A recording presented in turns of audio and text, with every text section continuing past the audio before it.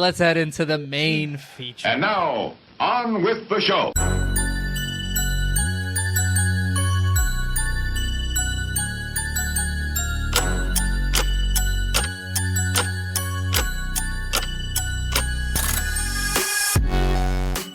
All right, so as previously discussed, this was another Jason victory, a JV, and he chose Near Dark from 1987, although it didn't come out till 1988, I don't think. But that is what we have today. But before we can get in to all the stuff in the movie, Kirk, do you got the time on the clock? Of course you do not. One job, Kirk. One job. Look, all I had to do is unlock the phone.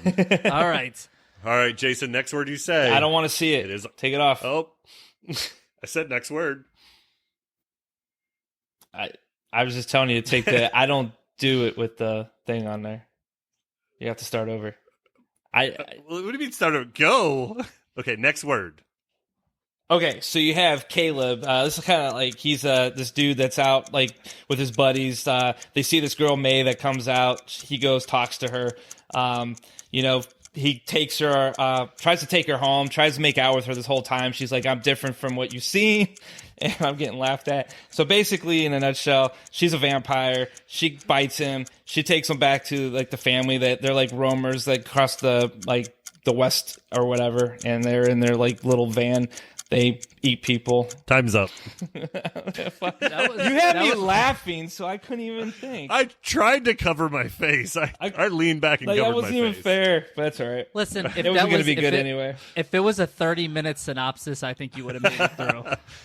I think you would have done a better job explaining that movie than the movie actually did explaining the movie. That's very... it would probably have lasted longer, too. All right, Well, that is... if you've never watched the movie, you still have no idea what it's about. But it's No. Two guys pick up a girl and she ends up being a vampire. Well, that is true. You see how I did that in 5 seconds? But it was only one guy that picked up a girl. Two guys tried, one guy did. Well, there's 3 total guys, though. Yeah. So. All right. But now it's time for Behind the Scream. All right. 1987's Near Dark. So the movie was released October 2nd, 1987, but you got to figure it's back in the 80s. It could have a release in Hollywood on October, and then it might not get a full release to the 88. So that's where the confusion might come in on that release date. But the original first showing was October 2nd, 1987. Director was Kathryn Bigelow, who is ex-wife to James Cameron. And the movie was distributed by Anchor Bay Entertainment. The budget of this movie was $5 million, and it made in the box office $3.4 million. And again, this movie's got kind of a cult following, so I'm sure with that Bill Paxton cover, it more than made up its budget and made some money. So the movie was starring, pretty big list here, Bill Paxton, Lance Henriksen, Adrian Pasdar. Did I say his name right? I don't know.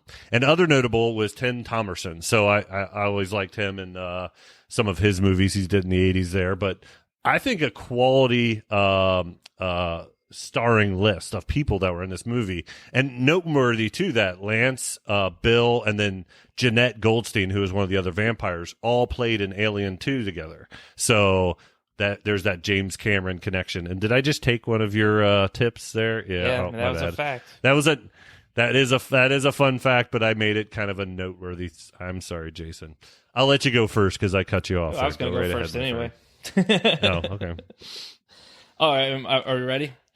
All right. Yes, sir. Yeah. So, future husband James Cameron suggested that. I know you just talked about it, but it was actually James Cameron who came into the set one day only just to like kind of visit Kathryn Bigelow because they were dating at the time, suggested that you need a ready-made cast.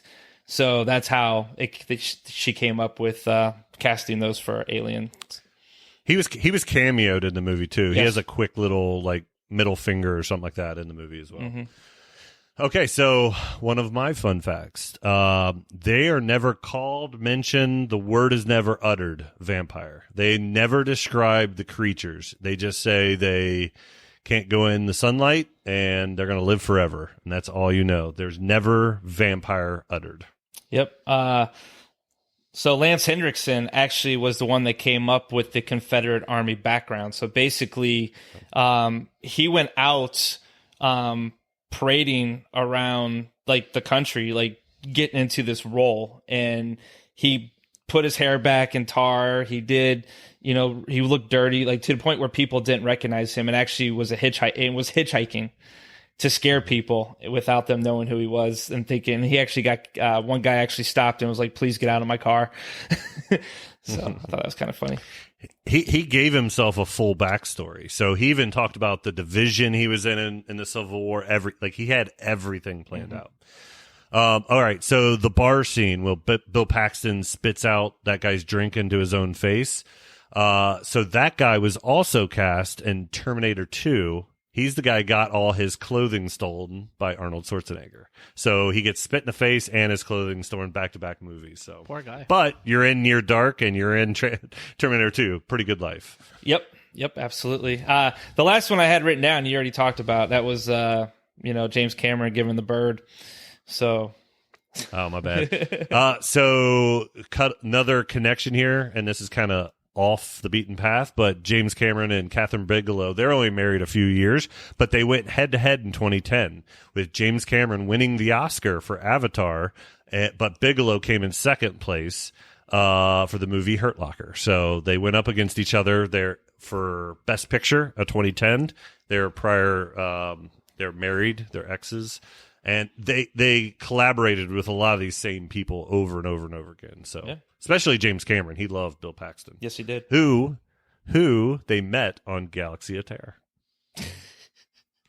If we could go 1 week without mentioning Galaxy of Terror, I don't know if it'll ever happen. I gotta find it. I gotta find my entrance somewhere. Well, I guess that takes us now into our sections here. So. The first thing we will talk about is going to be the concept of the movie and the flow of it. So, Jay, I'll let you kind of kick us off here. All right. So, I love the concept of this movie, actually. I think, Kirk alluded to this earlier when he said, like, vampire was never mentioned in this movie. They don't talk about, like, they take everything in this movie that is normal vampire folklore and shit like that, and they completely throw it out the door and they do their own thing. I absolutely loved the traveling vampires roaming the highways for blood and like hitchhikers, things like that. I think that's a great concept. And I thought, they took kind of a gamble with kind of going away from that, and I think it paid off. I don't disagree, but like, nothing happens in this movie. Like, literally nothing happens. This is more of a love story than it is anything else. Most vampire movies are. But I was just waiting. I felt like when get out of here, Twilight. Yeah, like I felt like Lost when Boys. you're about to sneeze. Haven't seen it. When you're about to sneeze Dracula. and you're just like waiting for this sneeze to happen and it doesn't happen. Like, that's what this movie felt like. Like, when was I going to sneeze? So my first sentence in here is like, this felt like more of a gang movie than it did a horror movie. Like, if you'd have made these people a gang instead of these vampires, you'd have to tweak very little to make it work, and the story doesn't change one bit. But like, to Jason's point, overall the concept was, I think, could have been amazing. And Dr. Sleep even kind of went into this same type of the vagabond, concept. The vagabonds, group, which I like. I love it. But that's not the story they were telling on it. And it takes forever to almost get to them. Like, they're not even in the movie for the first, like, 25 minutes or something. I mean, I really felt drunk when he goes, okay, you have 7 days to fit in. All right, your 7 days are over. All right, give him one more. All right, you have one more day. And it's like, wait. Like, what happened in these last 7 days? Where have they been? Where have they been going? Who have they been hunting? Like, there's so much of a story you could have told in those 7 days to fit in, and they didn't. They just skipped it. I personally, I wrote this down too. I think the movie was, I mean, here's my take. It was a struggle between like human nature and savage lust. I mean, you've got like Mike, you talk about it took a while to get into. It's because it is a love story at the beginning. You know, it's this Caleb and May. They're finding each other. This is They don't even know each other. but it's a vampire movie. This It's is less than 7 days. It doesn't matter. It's name me one vampire movie that does not have Dracula or vampires lusting for each other. Well, no. 30 Days a Night. I agree. No, I they agree. were. In this, No, that was the an head X. They were vampire X. and the other vampire were going at it for They growled at each But other. it's 30 still- Days a Night is not a love story. But it's still by lust. any stretch But of the it's imagination. lust. But I will nope. say this felt like Romeo and Juliet, where like Kind it of. was the humans versus Star-crust love, the yeah. vampire. Like, but the flow, the concept I think was fine, but it's how Yeah. they went about the concept, and the flow was I agree. so slow in this movie, and the potholes are like ridiculous, like Caleb. Plot holes. Yeah, Caleb We call 'em escapes. potholes. Yeah, we used to call them Okay. potholes. So Caleb Oh. escapes, and his dad just gives him a blood transfusion, and he's just completely healed. And then, like, They just chill. He just assumes that nobody's coming back after him. Like, The most vindictive people they've like ever that met. he's ever met. Or like, how does May live at the end? Like, everybody's like literally in the They sun. did a blood did a blood transfusion for transfusion her. on too. her. No. I'm saying when she's in the road, he puts a jacket Oh, over her, yeah. but the jacket doesn't catch up. Like, nothing catches on fire for her. The little kid explodes. But the little kid That was good. explodes, and the people Yeah. in the car explode, and everybody. But like she's fine. Like I'm sorry, it just I don't know. There's just It was too much that is your like- typical 80s. This is a true cult. This is a cult classic.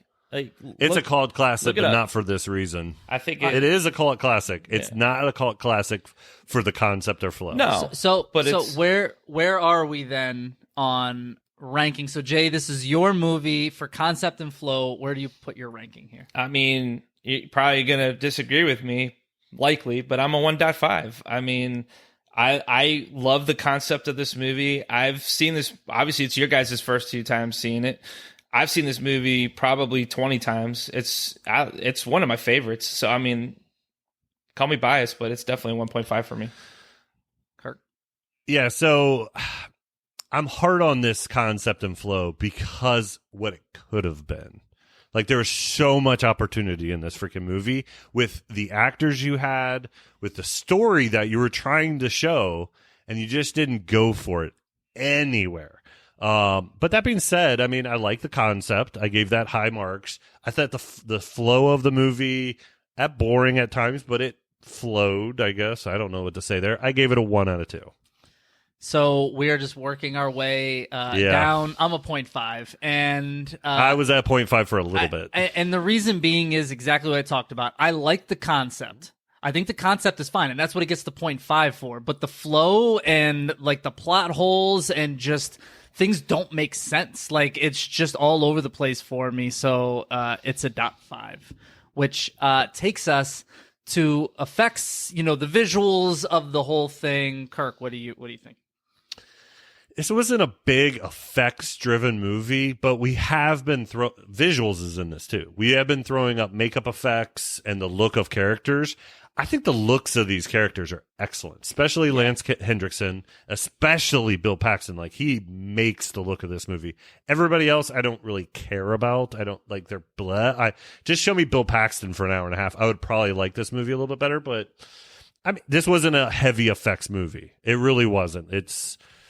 There's just not a lot there to judge off, but the visuals were good. Yeah, I agree with you. I wrote down like I think the makeup in this movie was like spot on. Like the effects, they had some effects, towards the end there, with the blow ups kind and of things, bad but they're not. effects. I was getting there. I said it looked a little fake. I mean, I was there with that. The burning. Yeah. One thing I will say, and like, I didn't realize this, but I mean, obviously we knew this was like somewhat of a Western vamp movie, but it was from the writer was Eric Red, who actually wrote The Hitcher.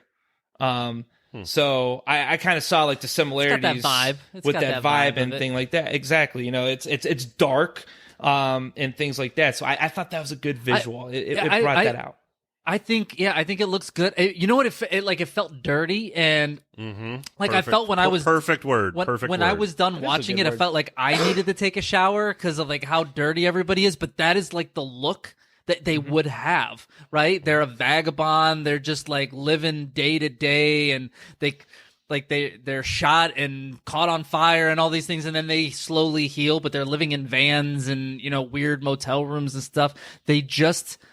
It just feels dirty, and it feels like that's exactly what it needs to look like. And I will say, Kirk, you already hit the nail on the head. Severin, which is Bill Paxton's character, as this goes on, like his look at the end of the movie is fantastic. My only wish was I want to see more of that. But even when they're biting and like the blood scenes and stuff like that, it looks real. It looks dirty and grimy and just, like I don't know. It looks they get right. blood all up the side of their face and it's smeared. Yeah, it's just like, yuck. It's just dirty. It'd be the person if you were standing next to you, like you'd biker smell scene. them and be like, yeah, the biker bar scene. Like I think they took a lot of that into effect, and I thought they did a great job with that. Like that's where I think the effects did come out, was like basically through that scene and the ending when Bill Paxton, you know, when he loses like half of his face basically. But definitely good. Yeah. Well, good. All right. So if we were to rank this, Kirk, I'll start with you. What do you? Yeah. So the look and feel of this movie, I think, was spot on. I think we already established that. VFX, there was nothing, and the little bit they did have looked pretty bad. Like the vampires there on fire at the end, it was really bad. So I gave this a 1 out of 2 because you could feel those visuals, so I appreciated that. So I gave it a full 1 point. Yep. So I'm right with you in this. It's a 1 for me. I think. I don't think the visuals at the end, like I think the fire doesn't look that bad. It's just the feel of it, you know, will come up here in a little bit of like how I felt. Like I think Bill Paxton looks good. I think things look good. It's just, it's hard not to when it's really just like outfits and putting mud on face. You know what I mean? Like it doesn't go above and beyond for me. So it just gets a 1. Jay, where are you? I'm right there with you guys. I gave it a 1 as well, and that's for the makeup. I like the dark visuals throughout the movie. You know, Hitcher's probably one of my top whatever movies of all time. You know, not just horror. I love The Hitcher. We did that one a couple months back too on this podcast. And, you know, knowing now that Eric Red had a piece of that in this, I mean, it's very similar in a lot of the style and stuff. And I love that style. So yeah. I agree. So that takes us to, you know, character development and really just the actor's overall performance here. So I was a little, I thought the performances were great. I thought everybody did just fine. I thought even the child acting was good. Actually, I really like that little girl in the movie. I think like her sassiness adds like a little like the sister, Sarah. Yeah, like she was sassy and all that. I like it. Like it's but the character development is where I was like disappointed.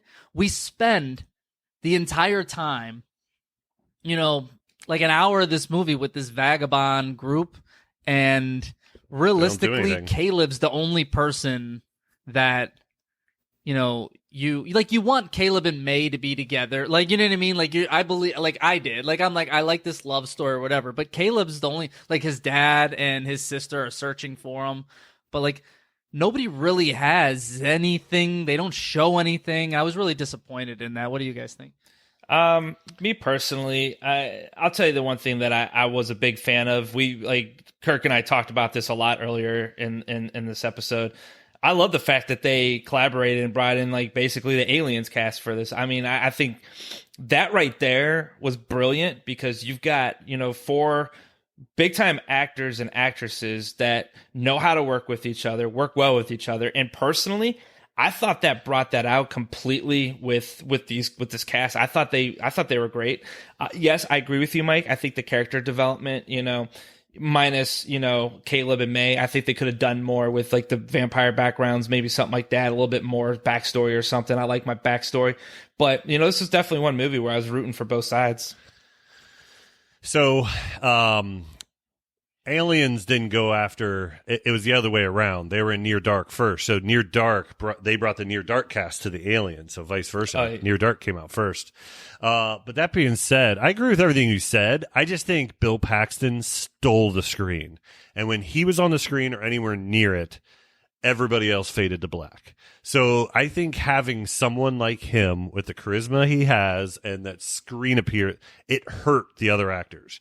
Even Lance Henriksen, who I think is top notch, he just didn't have a lot to work with. He just fell to the back. Like, there wasn't even any story for Lance Henriksen. Well, there wasn't any story for anybody. That was the Well, problem. Lance Henriksen came out with the Confederate thing. He did. Yeah, but what I'm saying is, like, it's like Lance Henriksen doesn't steal any scene, is what Kirk's saying, and I agree. Like, he's just in the background of any I disagree completely. They could have used him so much more. See, I disagree. I disagree because I think, like, just his shadowy figure throughout this movie, like when he comes out of that vehicle for the first time and he's got like the whatever, like the towel or something like wrapped around his head, I thought that was very creepy. You know, I think Lance Henriksen, it was more than just having like words or you know, conversations. It was like his actions in this movie, and listen, I think that was great. I love Lance Henriksen. I think he can control the screen. I think he's a great actor. That being said, that character should have been larger than life and should have taken over the screen, and you should have seen things. And he's the leader of the pack. So like, right. Where is it? Like, I wasn't intimidated. I wasn't anything. Yeah, he's the leader. But of the is pack. he? I mean, technically, you can look at Severin as being the leader of the pack. Severin's the one that had the biggest balls of all of them throughout the entire time. No, he was a foot soldier. He was the foot soldier. He was kind of like the you would almost like in a different movie. He'd be the fuck up that they're trying to like rein in. Yep. Henriksen, like Aliens. His character Jesse Hooker. Definitely a leader of the pack, but I liked what they did with his character in this movie. Me personally, I thought I would not change a thing. Here's my thing. My frustration on this is what could have been. I can close my eyes and see this movie, what could have been, and it would have been excellent. This could have been a top 50 type movie. It just, they didn't do enough with some of the talent they had. Yeah, I would assume that there's like B-roll footage in this movie that has like, excellent. That's too. excellent. Because I agree with you. When Paxton's on the screen, he's dynamic, but he is very limited. You know what I mean? Of what he's in there. But I just like the fact that the characters are more than one dimensional in this. That's like a big thing for me.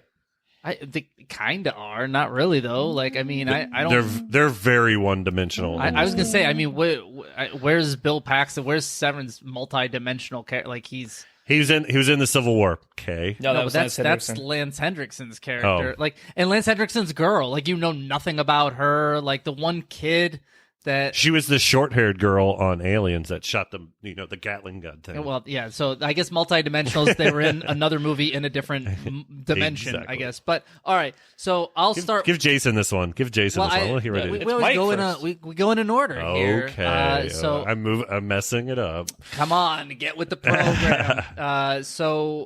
Listen. Performance was great. Development was not. Puts me right in the middle. I give it a 1. Jay, where are you? I am a 1. Like, I'm a 1. Like, I love the performances, the character development. I even said this earlier. I agreed with Mike when I said I think the character development could have been better, but performance-wise, it's definitely a 1. So I'll go back to my phrasing from last podcast here. So this is on the sad side of 1. This is almost a 0.5. But I liked Bill Paxton enough. He is the only reason that pushed this to a 2 for me. I was like, I could stare away from the movie when Bill Paxton was on the screen and be fine. But when he came in, I was locked in. Yeah. So it's a 1. I forgot we got the Bob Ross of horror movie reviews over here. A very sad one. But it's still a 1, I guess. So it takes us to the atmosphere. The atmosphere of it's anti Bob Ross. It takes us to the atmosphere of the film. So where are you guys at on atmosphere? I think the atmosphere of this movie was pretty good. It goes back to the visuals. It was a dirty, vagabond, grungy, Western type movie, and I thought it did its job there. Now I'll kind of flip it a little bit. They layered in a lot of plot armor, and you could sense it early on some of these characters, and it kind of ruined the atmosphere for me that they built so well early in the movie. So I agree, and I'll say this too. I think the strength of the film is a lot with the atmosphere. I think it's beautifully shot. I think it created like a tension up into the finale. It kept me wanting to watch. You kind of, I love the Western like physique of this movie. It's like it's like kind of like being in the wastelands without being in the wastelands, if that makes sense. It's like a Badlands. Yeah, I think this is where the movie shines. I felt like I was there. The music that they play throughout the movie, it was, I don't know, it just felt perfect to me. It felt like the vibe that it was going for, it just brought me in. And Jay, I'm glad you said The Hitcher earlier, because that is kind of like that vibe, but it just felt like everything was ominous with this, and it's just mysterious. And even though I wanted more character development, I like how things were just, they just randomly go places. They're just randomly at bars. They maul everybody. They light it on fire. They go over here, like the ominous with the music and the climate that's in the background. And a lot of it is shot at night. Obviously, they're vampires. They're out at night. But like they give you just enough light that you see like the mountains in the distance or whatever with the, like, I don't know. I think the atmosphere is really where this movie shines. And I think Dr. Sleep stole a lot from this movie, and you can almost tell it's that same kind of caravanning group going through, and I think it had a lot of that same feel, so I agree. Which I like Dr. Sleep more than The Shining, so... It's weird. It is weird, but I do. Maybe it's because it's newer. I don't know, but it's exactly because it's newer. I like Dr. Sleep. It's just it's not in the same league. Listen, I think 90% of the world would 100% agree with you, and not with me, and I definitely understand that. I like it better. But I did like The Shining more the second time I watched it than the first two. So we gotta get you a third or fourth showing. It's gonna be years. I will watch Dr. Sleep before I watch. It might end up on the wheel. Who knows? But I guess anything else you guys want to talk about atmosphere, or you just all right? So Jay, we'll take it back over to you. What do you have us on? Atmosphere? So basically, like I said, I think the strength of this film is in the atmosphere. Mike, I think you agreed with me on that one. I gave this a 2. All right. I 100% agree. The strength of this film is the atmosphere. That being said, it's just a very happy one. So it's the dumbest thing every week. Well, now I have to do it because you guys are making fun of me, so I have to do it. But it's just the good side of one. It's right there in the middle. So mine's on the good side of one as well, so much that it's a 1.5. So that's it is on the good side. I honestly, like I said, this is where the movie shines. It's not enough for me to give it a 2, but definitely it's above a 1 for me here. I love this style movie, and it was captivating for me with that. Yeah. So I was close to a 1.5. I was close. Yeah, well, I guess a happy 1 is like a B plus, right? Like it's like you could have got an A. 1.25. Yeah. Is that what we're gonna add next? Maybe we'll add in some 2.5. Why not? Why the fuck quarter not? points? Let's just do. Why even quarter? Let's just do. Just points. All the infinity. I give this a 1.7263. Good luck adding, Mike. Best of luck to you. Squared. Squared. Yeah. Multiply it by pi. All right. So our last category is kills/gore. Is there kills/gore in this movie? What do we think? There's not much gore. I mean, there's a little bit of trickle of blood here and there. I guess you can consider that gore. Paxton's face at the end, right? A little bit gory for the seconds that we get of it. And there are some kills. They kind of wipe out that one bar. You see the little kid go after that person that was trying to help him that he fell off his bike. There's not a whole lot of kills. It's not what this movie is not leaning in to kill/gore. If it knew our categories, it's like, we'll get to that one last. Yeah. No, I'll go. I agree. This is probably my lowest of the ratings. You would think you having a vampire movie, you're going to have a little bit more with the kills and the gore and so on. This was more of a story, and they did have gore. I mean, I think the end, the biker scene, there was gore. The end, there was gore. But, a lot of it was hard to see, too. But the kills... Back to the atmosphere, the darkness of it, which was a strength, hurt the gore. Yes, I agree 110%. I think the kills that we did see were good, but it was just... you really have that one scene and then just the vampires at the end. So well, I mean, you have the bar scene and you have but like they have the trucker, right? That she like kills the trucker, and you have when they're in the bar, like he slices the girl's throat in front of everybody, and then they maul the guy behind the bar. Yeah, like I get all that. I mean, there's even the shootout scene, right? There's a bunch of people dying in different ways. I think this movie chose to go with, once again, the grimy route versus them biting into the neck and blood splurting all over the place, because that could all of a sudden become over-the-top trauma-y, if you will, or something like that. And I don't think but their opportunity, you just brought it up, so their opportunity to add to this was that shootout with the cops there at the end.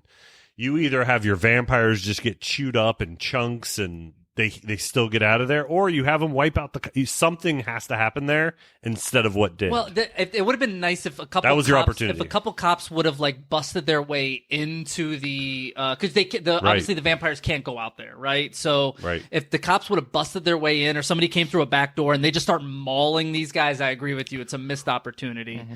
Or if the cops would have done anything. Yeah. Anything other than just followed them when they left. I don't know. Which made, once again, oh no, they're driving away. We tried. Plot hole. They shot enough of us today. We'll get them tomorrow. But I do like them catching on fire and exploding at the. I mean, like some of that. Like, there's multiple different ways that people die in this movie. It's not our typical. We want to see creative, bloody, you know what I mean, gory, and it's not. But I also can't fault this movie that it didn't go in that direction, because it still kills it's not people what they're going for. It wasn't right. It's just, once again, that changes the atmosphere that they were trying to set was something completely different in this. But back to my point, the opportunities this movie left on the table were immense. Give me a scene with Bill Paxton alone with a group of people with gore and it would be comedy, and he could have just had fun just playing off of it. Kind of how he started the bar scene. But he just they didn't let him end it. You know what I mean? Oh my goodness. Like, there is such opportunities in this movie. That's my biggest frustration. Which, by the way, this is going just back to concept flow, but another reason I gave it 0.5, the Caleb lets that guy go, which is the reason that the cops show up and, shoot out in the first place, because that guy's in the back seat. And then when he saves them all, they're like, yeah, you're one of us. I'm like, no, that's not what they would say. They would be like, that shit wouldn't have happened if you weren't such a douchebag. But dude, there's so many we could have an entire show on the missteps of just the characters. Like, he runs away with his sister, and he's running, he falls over. You just run, and she gets so far ahead of him, he doesn't fall, that they're able to scoop her up and go. It's like, but how about this? Why was he carrying her that far when she was fully capable to run at any point in time? I was like, probably more than he was. I was He'd been beat up. Weren't you like, aren't you actually tying both of you guys down because you're carrying her running through? But anyways, that's not kill/gore. Kirk, where do you rank kill? There wasn't a whole lot of kills. There wasn't a whole lot of gore. It wasn't what the movie was going for, but it still gets deduction. So this is a 0.5 for me. This is the lowest I gave.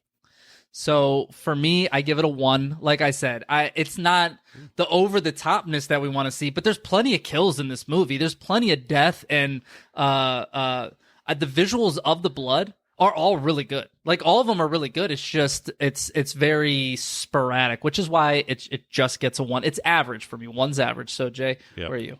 I'm actually with Kirk. I actually gave this a 0.5. This was my lowest. The kills were there. Some of the gore was there.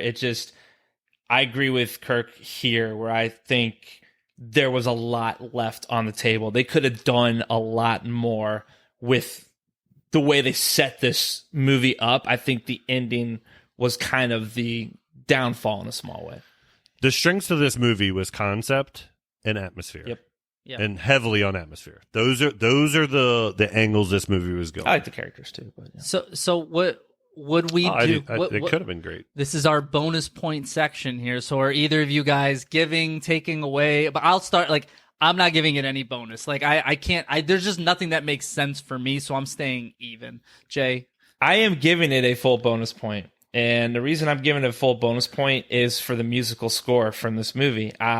It was by a group called Tangerine Dream. They did a lot of movies back in the day, did their own stuff or whatever. But I think the musical score when you first come into the movie and throughout, I think was absolutely amazing. I think it brought a lot of that atmosphere like you talked about earlier in the mood. And I think that absolutely 100% deserved a bonus point for that. And then they broke up and became Orange Nightmare. Orange Nightmare. So I agree with you, Jason. Not the points or anything like that, but the atmosphere is definitely tied to that music. But I feel like I gave that as the happy one, right? That's where my 1.5. The music was in there for me. The music was definitely scored in there. So that gives me to what I'm scoring this bonus and what sticks out. Who asked the question earlier today? Kids, plot, armor.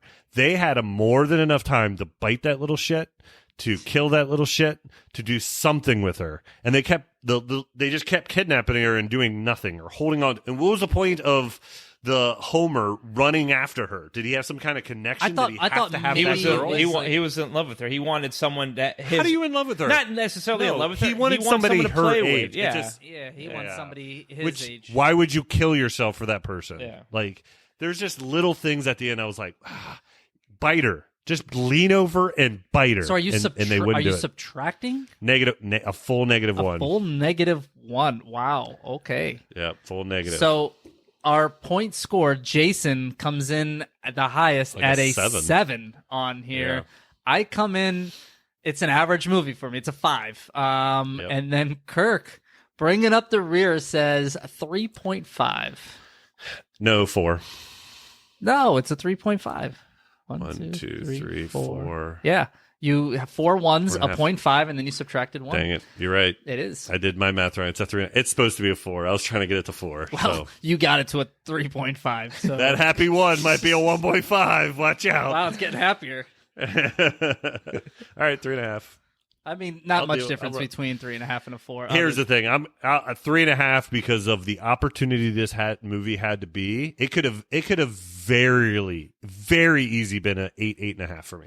Very easy with just a couple fixes. Yeah, I think this could be remade or like reimagined into Absolutely. a 7 or an 8. I definitely agree.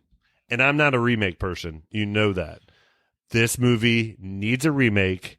The only problem is the Severins. To replace that character is going to be tough, but if you can hit it, this movie has opportunity.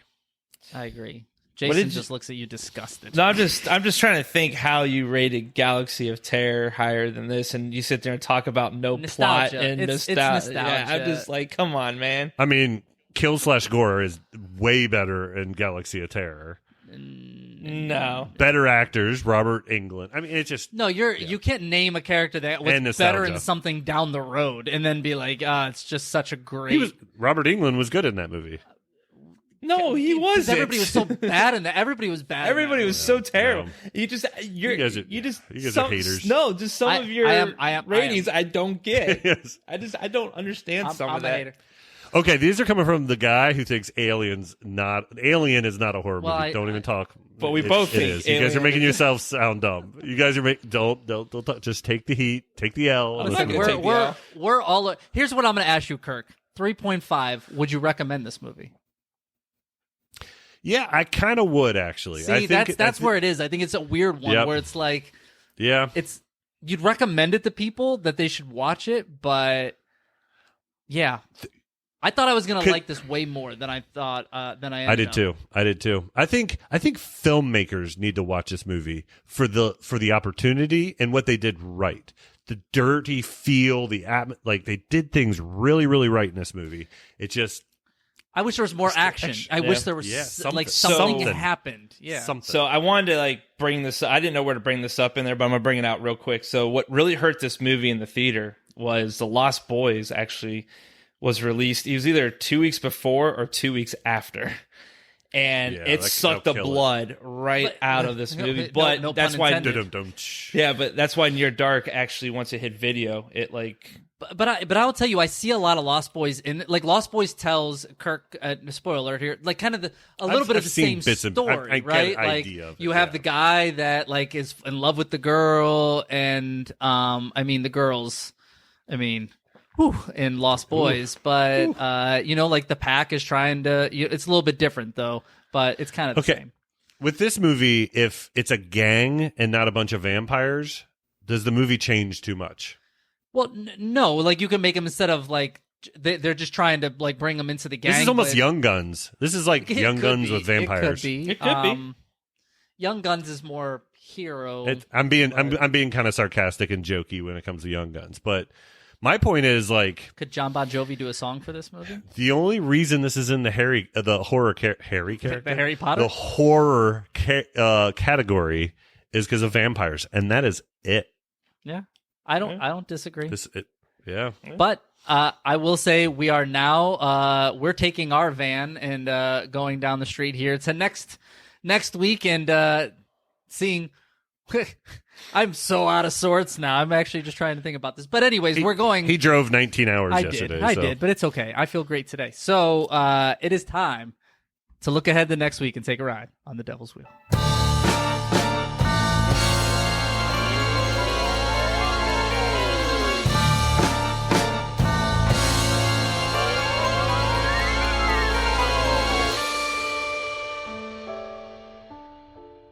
The Devil's Wheel. All right, so welcome to our Devil's Wheel portion of events where we each take 3 movies, we put it on a wheel, we spin it, whatever it lands on, and that is the movie we review. Or really, Jason just puts 3 movies on, it just randomly just lands on his shit, and that's, what we listen to. But, Jay, before we can spin it, we need to know what you put on it so that that way, everybody knows what we're going for. Kirk, you and I don't even really need to say what we put on the wheel. So, what movie are we replacing next week, too? Might as well, right? So, I have obviously 2 that I'm keeping on here. Videodrome from 1983 and Phenomena from 1985. And then number 3, we actually got a listener request from someone from our MVJ horror group page. Richard has requested to put on from 2017 Downrange, and I just want to throw it out there, 2017. Yeah, but once again, just because you're putting it on because you had the next open slot doesn't mean that you chose the 2017 movie. No, but I'm just saying that this could kill me on my recent victories because I'm going out of the so you're blaming a loyal listener. No, I'm not blaming a listener. I'm blaming a year. You're blaming Dick. I'm blaming a year. Dick, don't listen to him. I actually hope Downrange wins. It looks of course good you do, because it's is Kevin Costner in it? No, but it looks good. Inside jokes again don't work on podcasts. It does look good. I saw it years ago. All right, Kirk, what are your 3 that are on there? Yeah, mine say the same. Event Horizon, Elliot, got you, dog. Hopefully you're still listening. These guys have had to stick out for a while. Life Force, 1985, and The Devil and the Blacksmith, 2018. And Pool Party Massacre for Tyler. I'm just going to hand it over to Hopefully, Jason. Tyler, you're still listening. He's like, fuck this shit. My stuff never wins. Yeah. Sinister from whatever year that was, and PG Psycho Gorman. Those are my 3. All that's left to do. Spin that wheel. PG Psycho Gorman? PG Psycho Gorman? It's actually called PG Psycho Gorman. Yeah. What's the P and the G? Psycho I'm not Gorman. making that up. Oh, okay. Oh. I will say, Jay, you did not win this week. Oh, boo. But neither did I. But it's still something new. Yeah. So it is Life Force. I could rewatch this movie I've never seen this movie, so it's a good movie. Jason, have you seen it? Oh yeah, several times. Okay. Wait, what year is Life Force? 83, right? 85. 85. All right. We still can't get out of the damn 80s. It's my only 80s I have on here. All right, my Jason, gosh, come Kirk. with me here. Jason, look at me in the eyes here. 101 right here. What do you think Mike is going to score this movie? I think we do that next week. Don't you want to do it this week? No. How about Mike? Mike, send me a text, and then we will reveal what those texts were and see if either of us can get it right. All right, I'm going to send it to you right now because I'll forget. And if you put 6, I'm going to be pissed because that's a cop-out. If I do 6? I just score each category, and whatever it adds up to, that's what it adds up to. No. You do the math. You're like, I got to give a .5 on this one. I actually try. First off, you do, because you admitted to that earlier. I sent it to you, Kirk. Okay. Let me see I sent it to you. Wow. Okay. We'll see. I'm gonna send you what I think. Okay. I don't know I'm if that was... I'm gonna do different. I don't know if that was really low or really high for what you think I'm going to give it. But anyway, guys, we're going to reconvene, same bat time, same bat channel, and discuss 1985's Life Force. So, Elliot, sorry, just because it was a space movie. We tried for you. Win, but apparently we are boycotting all listener requests after Frankenhooker. And John's request. Hey, I have an open spot. If you've got a good movie, I'll be more than happy to put it on there for you. You don't have you got a listener request under you right now. I can put 2. I guess you could. Yeah, I guess you could. Do what you want. Yeah. I mean, I got Life Force going. I'm pretty freaking happy. I mean, Mike, how's it feel to be like a true loser?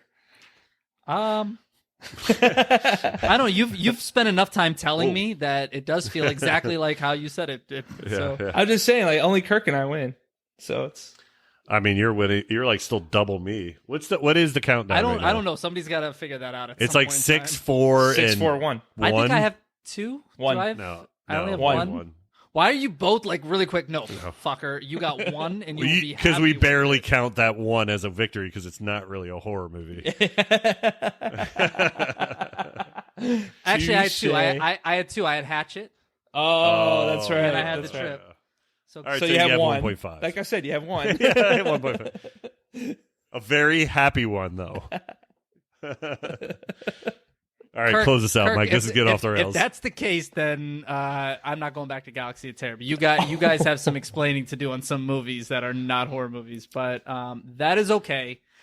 So we appreciate everybody rocking with us for what is now 125 episodes. And if you haven't rocked with us, go back into the archives, listen to some of the older ones. But there's a bunch of different ways that you can interact with us throughout the week. You can give us questions for Pardon the Tear. You can give us movies to review.